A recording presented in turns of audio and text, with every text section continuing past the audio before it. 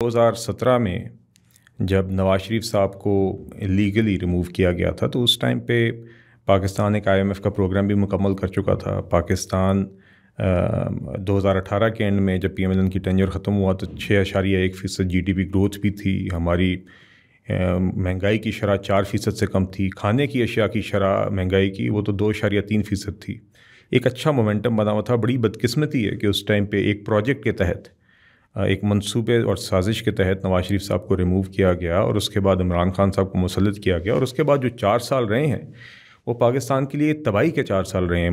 معاشی حالات کو اگر دیکھا جائے، چونکہ خان صاحب کے 4 سال میں یا پونے 4 سال میں مہنگائی کنسسٹنٹ رہی ہے، مطلب کہ اس میں کوئی اتار چڑھاؤ نہیں آیا.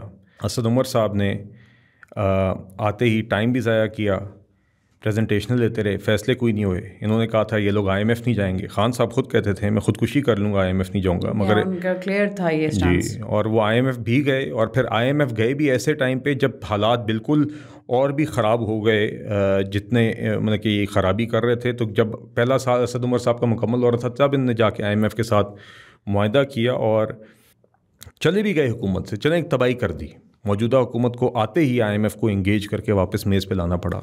جب پروگرام کا ریوائول بالکل نہج پہ تھا، جب IMF کے ساتھ ایک ٹرسٹ ڈیفیسٹ جو یہ بنا کے گئے تھے، ہم واپس ان کو میز پہ لائے. ان کے ساتھ PTI کا کیا ہوا خراب پروگرام چلانے کی کوشش کی، اس میں جو بھی ترامیم ہو سکتی تھیں عوام کے حق میں وہ کیں، اور یہ بھی مگر ساتھ ساتھ یہ بھی مد نظر رکھا کہ ہمیں IMF کا پروگرام جلدی ریوائیو کرنا ہے.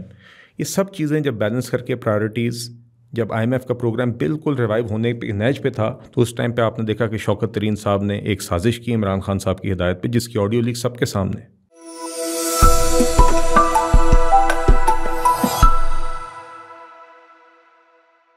السلام علیکم ویورز، میں ہوں دو ابصار اور وی نیوز ایکسکلوسیو کی ایک اور ایپیسوڈ کے ساتھ میں آج آپ کو ویلکم کرتی ہوں. آج کی ایپیسوڈ میں ہمارے ساتھ ایک بہت اسپیشل گیسٹ ہیں جو آج کی جو کرنٹ ہماری اکنامک انسٹیبلٹی اور کرائسس چل رہا ہے، جو ایک بہت ہاٹ ٹاپک ہے مارکیٹ میں اور جس کے بارے میں آئی تھنک ہم سب ایک دوسرے سے بات کرتے ہیں. تو that is something we will discuss with our guest today.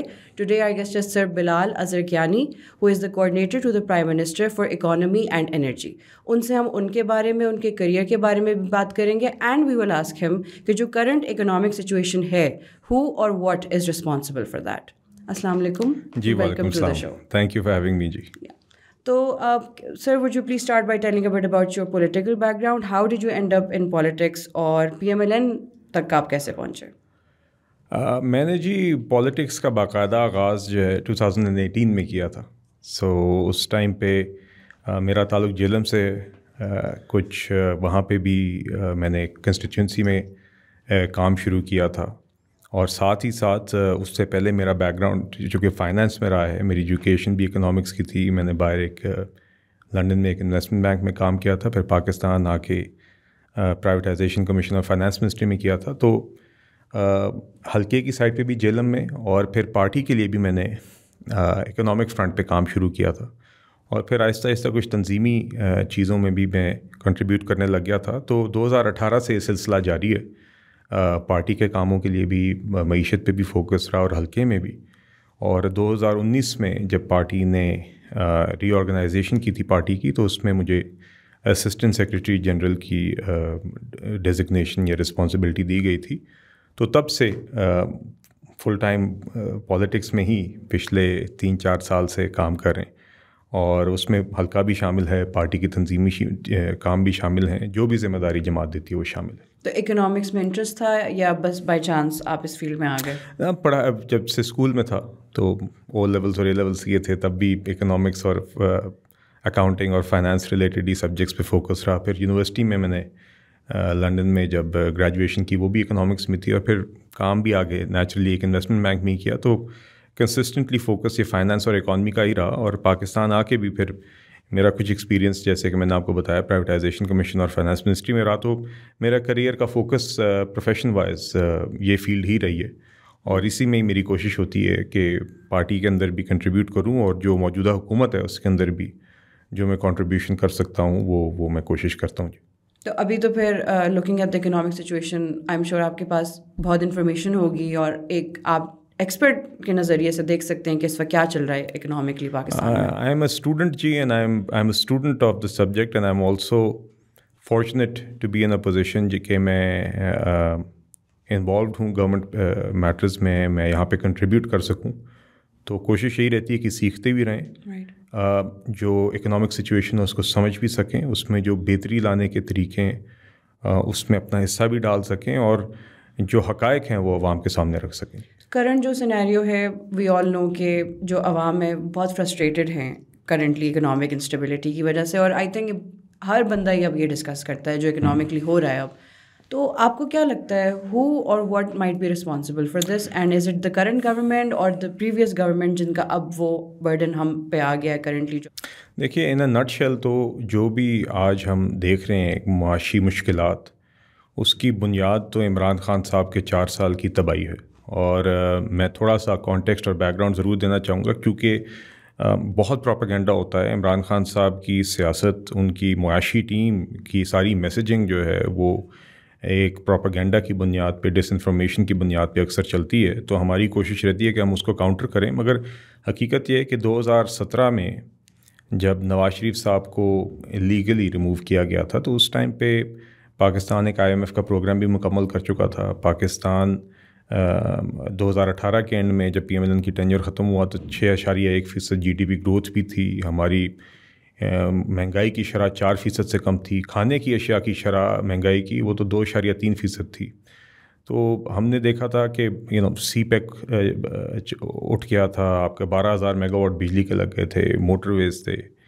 ہم نے کہ آپ کی میکرو اکنامک ایک لفٹ آف تھا اور ایک سسٹینیبل گروتھ پاتھ پہ معیشت تھی. ہمارے جو ایکسپورٹس تھیں اس کے اوپر بھی اب کام ہو رہا تھا کہ ہم اس کو بڑھائیں. تو ایک اچھا مومنٹم بنا ہوا تھا. بڑی بدقسمتی ہے کہ اس ٹائم پہ ایک پروجیکٹ کے تحت، ایک منصوبے اور سازش کے تحت نواز شریف صاحب کو ریموو کیا گیا، اور اس کے بعد عمران خان صاحب کو مسلط کیا گیا. اور اس کے بعد جو 4 سال رہے ہیں وہ پاکستان کے لیے تباہی کے 4 سال رہے ہیں معیشت معاشی حالات کو اگر دیکھا جائے. چونکہ خان صاحب کے 4 سال میں یا پونے 4 سال میں مہنگائی کنسسٹنٹ رہی ہے، مطلب کہ اس میں کوئی اتار چڑھاؤ نہیں آیا. اور مہنگائی کے علاوہ ہم نے دیکھا ہے کہ عمران خان صاحب نے 1 کروڑ نوکریوں کا وعدہ کیا تھا. نوکریاں دینے کے بجائے انہوں نے 60 لاکھ سے زائد لوگ بے روزگار کیے. 50 لاکھ گھروں کا وعدہ کیا تھا، لوگوں کو 50 لاکھ گھر دینے کے بجائے انہوں نے لاکھوں لوگوں کو بے گھر کیا. 2 کروڑ سے زائد لوگ غربت کی لکیر کے نیچے دھکیلے گئے، جس میں سے 1 کروڑ 30 لاکھ بچے تھے. اور ہم نے دیکھا، اگر آپ میکرو اکنامک انڈیکیٹرز ادروائز بھی دیکھیں تو ہم نے دیکھا کہ پاکستان کا مجموعی پبلک ڈیٹ جو قرضہ تھا، جو 2018 تک 25,000 ارب روپے کے قریب تھا، وہ خان صاحب نے صرف پونے 4 سالوں میں 44,000 ارب تک پہنچا دیا. 78% کا اضافہ اس میں کیا. ہم نے 4 سالوں میں خان صاحب کی حکومت کے جو پاکستان کے بدترین بجٹ خسارے ہیں 4 روپی ٹرمز میں، وہ خان صاحب کے 4 سالوں میں تھے. تو اگر آپ کبھی فہرست بنائیں بجٹ ڈیفیسٹس کی کہ سب سے خراب خسارے پاکستان کے ہر سال اس کی فہرست بنائیں تو ٹاپ 4 سال جو ہیں وہ خان صاحب کے ہوں گے. تو اس کے ساتھ ساتھ ہم نے دیکھا کہ جب یہ حکومت میں آئے تو انہوں نے کہا جی اسد عمر صاحب ہمارے پوسٹر بوائے ہیں، ان کے پاس سارے جوابات ہیں ساری معاشی مشکلات کے.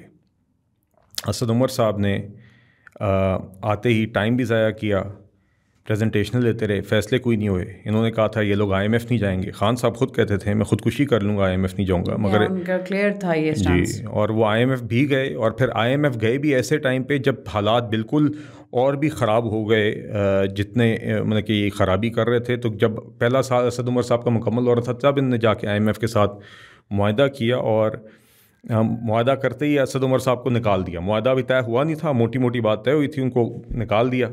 پھر حفیظ شیخ صاحب کو لے. حفیظ شیخ صاحب وہ وزیر خزانہ ہیں جو اس دور کے تھے جس دور کے خلاف یہ ڈیٹ کمیشن انہوں نے بنایا تھا کہ بڑی چوری ہوئی ہے. تو اس ڈیٹ کمیشن کے وزیر خزانہ کو انہوں نے وزیر خزانہ لگایا، امپورٹ کیے وزیر خزانہ. حفیظ شیخ صاحب سے جب تنگ آ گئے تو حماد اظہر صاحب کو 2 ہفتے کے لیے وزیر خزانہ لگا کے پھر شوکت ترین صاحب کو لگا دیا، جو دوسرے ایسے وزیر خزانہ تھے جو اس دور سے تھے جس کی خان صاحب تنقید کرتے تھے.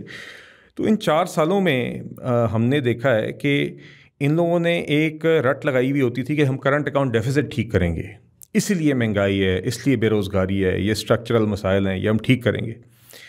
اور اس حد تک یہ اس چیز کو دہراتے تھے کہ ان کی ایسی ٹیم کے لوگ جن کا معیشت سے کوئی لینا دینا نہیں تھا یا سمجھ نہیں تھی، جن کو پتہ نہیں تھا کرنٹ اکاؤنٹ ڈیفیسٹ کیا ہے، وہ لوگ بھی آ کے ٹاک شوز پہ آ کے یہ بات کرتے تھے. مگر ان لوگوں نے اس ٹیم نے پھر اینڈ میں حالات یہ ہیں کہ $17 ارب کا کرنٹ اکاؤنٹ ڈیفیسٹ پھر بھی یہ چھوڑ کے گئے جب یہ گئے، 40 ارب کا ٹریڈ ڈیفیسٹ یہ چھوڑ کے گئے جب یہ گئے، اور ہماری فارن ایکسچینج ریزروز کی پوزیشن بالکل خراب کر کے زر مبادلہ ذخائر کی کمزور پوزیشن پہ ہمیں چھوڑ کے گئے. اور نہ صرف یہ، ان لوگوں نے جاتے جاتے اپنے کیے ہوئے IMF سے معاہدے خود توڑے، یہ جانتے ہوئے کہ ڈالرز کی قلت چھوڑ کے جا رھے ہیں، یہ جانتے ہوئے کہ اگر IMF سے خود کیے ہوئے معاہدے IMF کو اعتماد میں لیے بغیر یہ توڑیں گے تو ملک کو اپنے ہاتھوں سے یہ دھکیلیں گے ڈیفالٹ کی طرف. اور ان کے ٹینیور میں جو عمران خان صاحب کے ٹینیور میں جو IMF کی ڈیل ڈیلے ہوتی رہی، جو آپ نے ابھی مینشن بھی کیا کہ اسد عمر صاحب کا بھی ایک ٹینیور سال ہو گیا تھا، اس کے بعد وہ لوگ IMF کے پاس گئے، تو اس کے بھی تو ریپرکشنز اور ایک بیک لیش آیا ہے جو اب ایگزسٹ کر رہا ہے. نہیں، اس کے تو جی انہوں نے بار بار غلط سٹیپس اٹھائے. دیکھیں پہلے کہتے تھے IMF نہیں جائیں گے، IMF گئے تو ایک اسد عمر صاحب واشنگٹن DC گئے 2019 میں، یہی مارچ اپریل کا ٹائم تھا، وہاں پہ کوئی براڈ کانٹورز وہ اگری کر کے آئے. جب واپس آئے تو IMF کی ٹیم نے واپس آ کے فائنلائز کرنا تھا پروگرام، اسد عمر صاحب کو فارغ کر دیا. اس سے پہلے حفیظ شیخ صاحب کو لے آئے جب بالکل آپ اس کے نہج پہ تھے کہ کوئی IMF پروگرام آپ نے اگری کرنا ہے. جب IMF کا مشن آ گیا چیزیں فائنلائز کرنے کے لیے تو انہوں نے چیئرمین FBR اور اسٹیٹ بینک کے گورنر کو بھی ان نیگوسیشنز کے درمیان فارغ کر دیا. فائنانس سیکرٹری ایک واحد شخص رہ گئے تھے اوریجنل ٹیم کے، انہوں نے اس ٹائم پہ کھڑے ہو کے یہ کہا کہ آپ جو پروگرام کر رہے ہیں یہ غلط ہے، اس کے اوپر عوام کے اوپر ان نیسیسریلی آپ بوجھ زیادہ ڈال رہے ہیں. اس چیز پہ ان فائنانس سیکرٹری کو گھر بھیج دیا گیا اور ان کو مجبوراً 2-2.5 مہینے بعد استعفیٰ دینا پڑا. اور حفیظ شیخ صاحب نے کہا کہ بالکل لکیر کی فقیری ہوگی، انہوں نے بالکل سوچ سمجھ کے پروگرام اگری نہیں کیا. بہرحال وہ پروگرام سٹاپ سٹارٹ چلتا رہا، اور جب نومبر 2021 میں شوکت ترین صاحب نے خود معاہدے میں ایسے وعدے کیے جس میں پیٹرول کی قیمتوں پہ پیٹرولیم لیوی بڑھانے کا وعدہ بھی تھا، جب شوکت ترین صاحب نے خود وہ وعدہ کیا، اس لیے کیا تاکہ وہ پھر سے ایک دفعہ اپنا ہی چلایا ہوا پروگرام جو خود ہی رکوا دیتے تھے اپنی نااہلی کی وجہ سے، اپنی خراب کارکردگی کی وجہ سے، بار بار وہ ٹارگٹس مس کرنے کی وجہ سے جو خود وہ IMF کے ساتھ اگری کرتے تھے، وہ پروگرام سٹاپ سٹارٹ چلتا رہا. جب یہ نومبر 2021 میں نے یہ وعدے کیے پیٹرولیم لیوی کے، تو اس کے بعد خود ہی مارچ میں جب ان کو پتہ چلا کہ ان کی حکومت جاتی ہوئی نظر آ رہی ہے تو انہیں خود وہ وعدے توڑے. اور نہ صرف توڑے، ایک ہوتا ہے کہ ایک ٹارگٹ اگری کر کے وہ کام نہ کرنا، یا ایک اقدام اگری کر کے وہ کام نہ کرنا. انہوں نے نہ صرف وہ نہیں کیا بلکہ اس کا اپوزٹ کیا، اور IMF کو بالکل اعتماد میں لینے کی کوشش نہیں کی. IMF کو TV سے یہ باتیں پتہ چلی تو انہوں نے جان بوجھ کے یہ مسائل پیدا کیے. اور دکھ کی بات یہ ہے کہ خان صاحب نے معیشت کے ساتھ بھی یہ کیا جاتے جاتے کہ بے شک یہاں پہ ملک ڈیفالٹ کر جائے، اپنی سیاست کے لیے وہ کہہ رہے تھے جی یہ آ کے آئیں سنبھالیں. یہ اپنے ہاتھ سے جان بوجھ کے ڈیلیبریٹلی ملک کو ڈیفالٹ کی طرف پھینک کے گئے. انہوں نے 4 سال تباہی کی، اس میں نالائکی علیحدہ ہے اور چوری علیحدہ ہے. اور چوری کے میں آپ کو 2 مثالیں دوں گا کہ فرنس آئل لابی کو خوش کرنے کے لیے جب کووڈ کے دوران آپ کو بہت ہی سستے داموں گیس لانگ ٹرم کانٹریکٹ میں مل رہی تھی، انہوں نے وہ گیس فرنس آئل لابیز کو خوش کرنے کے لیے نہیں لی. $4 پہ آپ کو اس ٹائم پہ گیس مل رہی. اور یہ کامن نالج نہیں ہے، یہ ہر بندے کو یہ بات نہیں پتہ کہ کووڈ کے ایرا میں کیا کیا ہوتا ہے. جی وہ چیزیں اس ٹائم پہ تو حقائق سامنے تھے، اس ٹائم پہ ہم بھی دہراتے تھے، مگر آپ کی بات صحیح ہے کہ یہ پروپیگنڈا کر کے کوشش کرتے ہیں کہ سچ کو جو ہے یہ ڈراؤن آؤٹ کریں. اس لیے ہماری کوشش رہتی ہے کہ ہم یہ فیکٹس عوام کے سامنے رہیں. اسی طرح آپ نے دیکھا کہ آٹا اور چینی کے کیس میں اپنے ہی مافیاز کو خوش کرنے کے لیے انہوں نے چینی اور گندم کی ایکسپورٹ کی اجازت تب دی جب ان کو پتہ تھا کہ باہر بھیجنے سے قلت پیدا ہوگی ڈومیسٹک میں، اور پھر بعد میں دگنے داموں وہی امپورٹ کرنی پڑی. یہ ایسی 2 مثالیں جس پہ ان کی چوری کی وجہ سے یا اپنے سہولت کاروں کی مدد کرنے کے لیے انہوں نے ملک میں مہنگائی کا سبب بھی بنا، معیشت کی تباہی کا سبب بنا. مگر دکھ کی بات یہ ہے کہ جب یہ چلے بھی گئے حکومت سے، چلیں ایک تباہی کر دی، موجودہ حکومت کو آتے ہی IMF کو انگیج کر کے واپس میز پہ لانا پڑا. جب پروگرام کا ریوائول بالکل نہج پہ تھا، جب IMF کے ساتھ ایک ٹرسٹ ڈیفیسٹ جو یہ بنا کے گئے تھے ہم واپس ان کو میز پہ لائے، ان کے ساتھ PTI کا کیا ہوا خراب پروگرام چلانے کی کوشش کی، اس میں جو بھی ترامیم ہو سکتی تھیں عوام کے حق میں وہ کیں، اور یہ بھی مگر ساتھ ساتھ یہ بھی مد نظر رکھا کہ ہمیں IMF کا پروگرام جلدی ریوائیو کرنا ہے.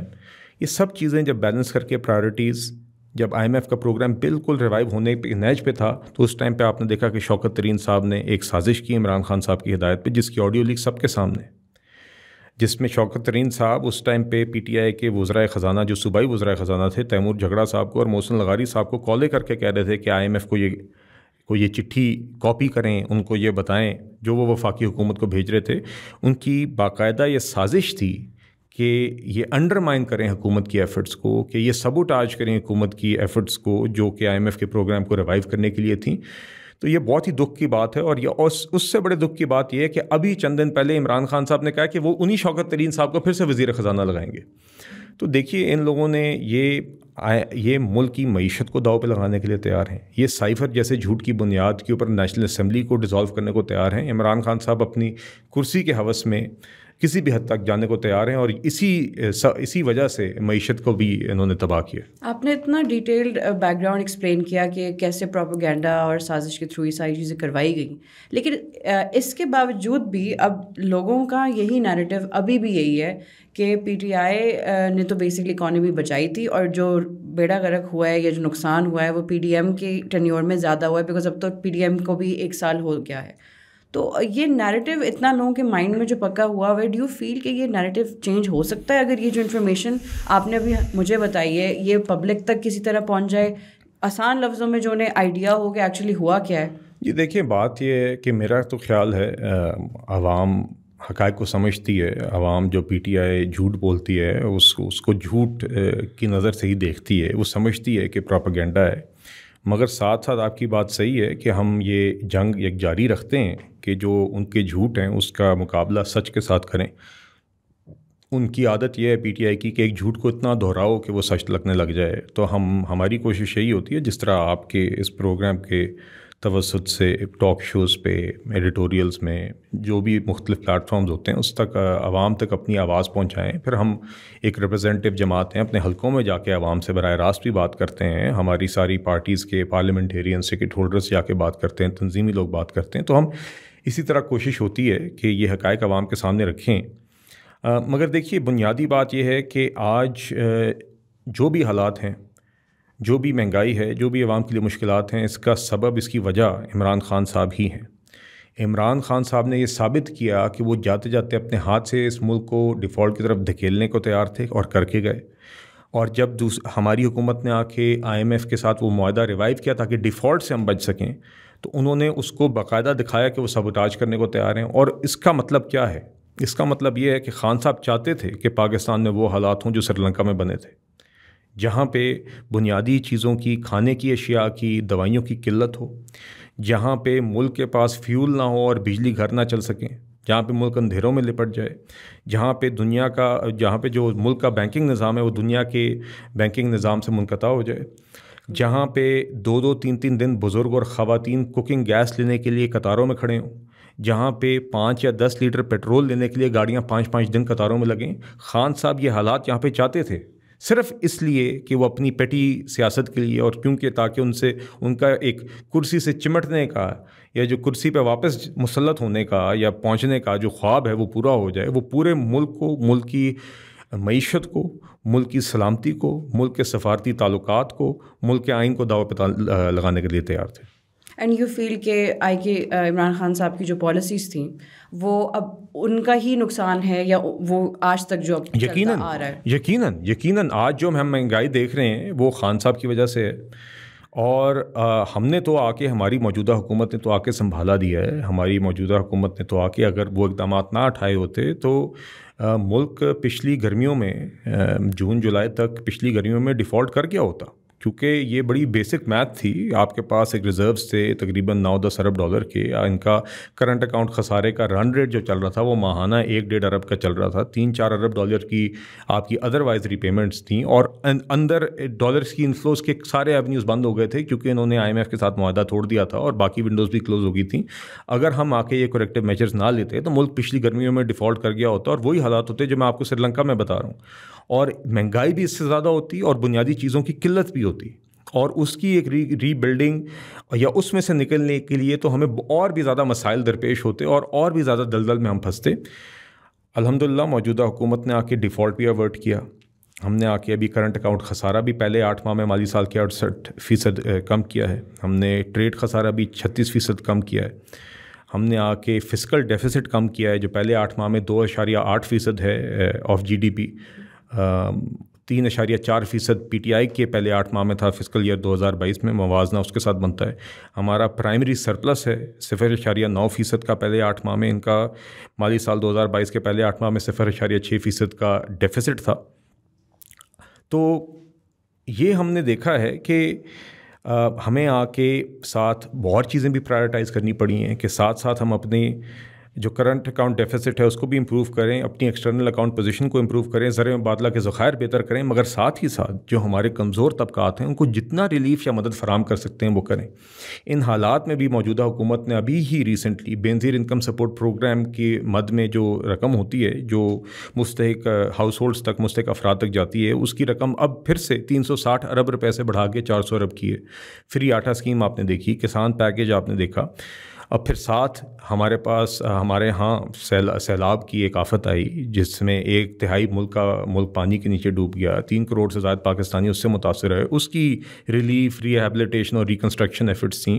تو حکومت نے یہ تینوں پرائرٹیز لے کے ساتھ چلی ہے اور ملک کو ڈیفالٹ سے ہی بچایا ہے. کمزور طبقات کو جس حد تک مدد فراہم کر سکتی ہے ان مشکل حالات میں کر رہی ہے. سیلاب کی بھی ریکنسٹرکشن کر رہی ہے.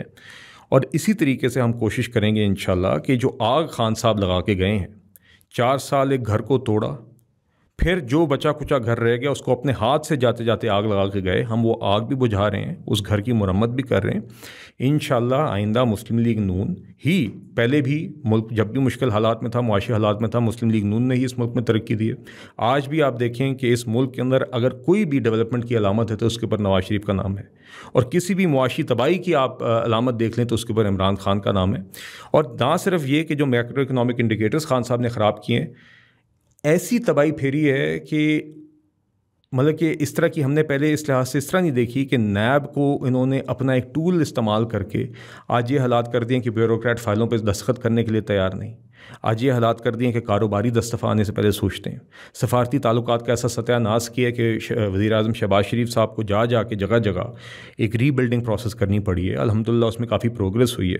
تو یہ لمبا سفر ہے, مگر انشاءاللہ پاکستان کو واپس اسی سسٹینیبل گروتھ پاتھ پہ ہم لے کے آئیں گے جدھر ہم 2018 میں چھوڑ کے گئے تھے.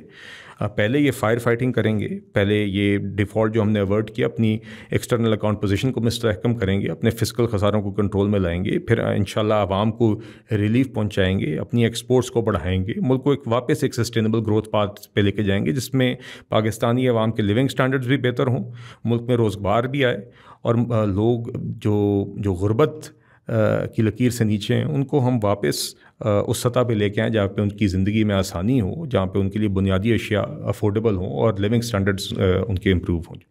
تو اینڈ میں کوئی کنکلوڈنگ ریمارکس آپ دینا چاہیں گے کہ آپ کو کیا لگتا ہے کہ اکنامک سچویشن یا جو انسٹیبلٹی ہے وہ فیوچر میں کس طرف جاتی ہوئی نظر آ رہی ہے؟ مزید ڈیفالٹ کی طرف جا رہا ہے پاکستان یا کہیں نہ کہیں ڈیولپمنٹ کے چانسز ہیں؟ نہیں, جیسے کہ میں نے آپ کو بھی کہا جی انشاءاللہ حکومت ابھی بھی ایفرٹس کر رہی ہے کہ یہ جو ڈیفالٹ ہم اوائڈ کر چکے ہیں, ڈیفالٹ اوائڈ کرنے کے بعد یہ IMF کا پروگرام مکمل کریں, اپنی فارن ایکسچینج ریزروز کی پوزیشن, زر مبادلہ ذخائر کی پوزیشن کو مستحکم کریں.